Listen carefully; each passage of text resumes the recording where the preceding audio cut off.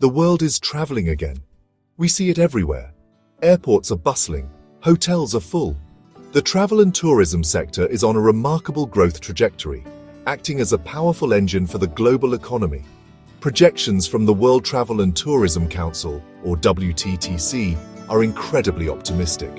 They estimate that the sector will grow to a staggering $15.5 trillion industry by 2033, making up over 11.6% of the global economy. This growth isn't just about numbers on a spreadsheet, it's about people. It translates directly into jobs, livelihoods, and opportunities for millions around the world. This expansion is a sign of a healthy, connected world. This rapid growth creates an immense demand for skilled hands and smiling faces.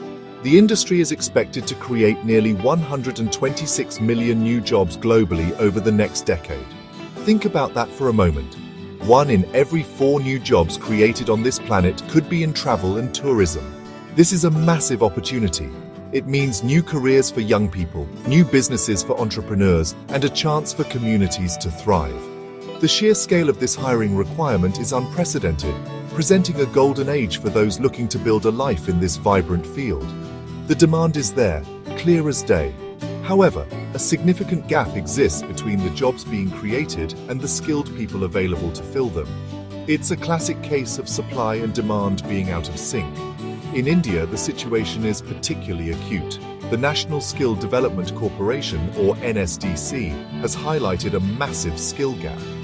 They project a need for over 15 million new workers in the tourism and hospitality sector by the end of this decade alone. We are creating positions for chefs, managers, and service staff faster than we can train them. This isn't just a minor inconvenience, it's a structural weakness that threatens to slow down the entire engine. This talent shortage is the hidden crisis beneath the shiny surface of growth. While we celebrate rising tourist numbers and new hotel openings, we are failing to build the human infrastructure needed to sustain it. The industry needs a constant flow of passionate, well-trained professionals to deliver the world-class experiences that travelers expect. Without them, service quality will inevitably decline, brand reputations will suffer, and the very foundation of our industry's success will start to crack. We are building a beautiful house on shaky ground, and it's time we addressed the foundation. The pipeline that should be supplying this talent is running dry. Hospitality management institutes, once seen as a gateway to a glamorous career, are now facing a worrying decline in student enrollment. Fewer young people are choosing to dedicate their futures to this industry. College leaders and deans have spoken openly about this trend. Many top-tier hotel management colleges in India have reported a 20 to 30% drop in applications over the past 5 years. This isn't a temporary dip, it's a consistent downward trend that signals a deep-seated problem with how the industry is perceived by the next generation. The problem is most severe in the core operational departments. Food production, the heart and soul of any great hotel, is struggling to attract new talent. The long hours in hot kitchens and the demanding nature of the work are proving to be a major deterrent for students. Similarly, food and beverage service, the face of our hospitality, is also seeing fewer takers. Young graduates are increasingly opting for front office or sales and marketing roles, which are perceived to offer better work-life balance and less physical strain. This creates a critical imbalance within hotel operations, weakening the very core of the guest experience. Why are students turning away? The answer lies in the stories they hear from seniors and recent graduates. They hear about the grueling internships and the challenging entry-level jobs. They see their peers in other fields like IT or finance starting with significantly higher salaries and more predictable work schedules. The initial glamour of 5-star hotels quickly fades when confronted with the reality of the work. As one college director put it, "We are selling a dream, but the industry is delivering a very different reality."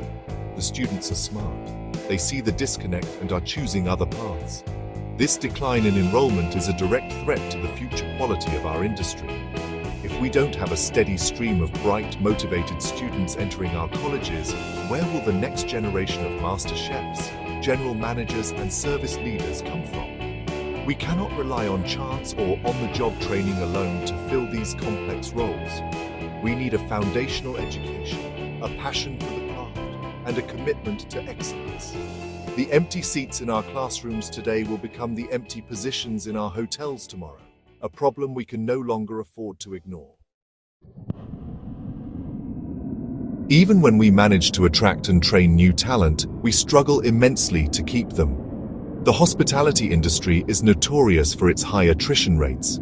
It's a revolving door where bright-eyed graduates enter with enthusiasm, only to leave within a year or two, feeling burnt out and undervalued.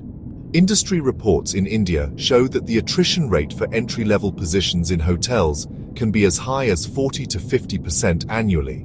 This means that for every 10 people a hotel hires, almost 5 will leave within 12 months. This constant churn is incredibly disruptive and costly for businesses. A primary driver of this exodus is the compensation. The starting salaries in hospitality are starkly lower than in many other professional sectors. A hotel management graduate, after 3 or 4 years of intense study and paying significant fees, might start with a monthly salary of 18,000 to 25,000 rupees in India. In contrast, their peers graduating with degrees in engineering or business management can expect starting salaries that are often double or even triple that amount. This disparity is not just an Indian problem. Globally, hospitality wages have lagged behind other industries, making it a less attractive long-term career choice for many. The issue isn't just about the pay, it's about the value proposition. The work conditions are incredibly demanding. Long hours, working on weekends and holidays, and high-pressure environments are the norm. Young professionals are often expected to work 10 to 12 hours a day, with little to no overtime pay.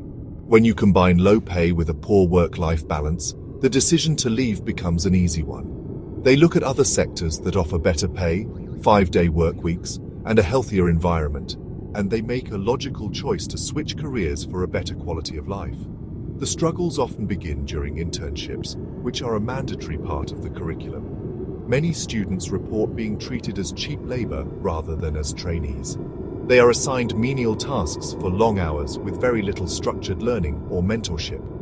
This first taste of the industry can be incredibly demotivating. It sets a negative precedent, and many decide even before graduating that a career in hotels is not for them. This initial experience, meant to inspire and train, often ends up pushing promising talent away before their careers have even begun.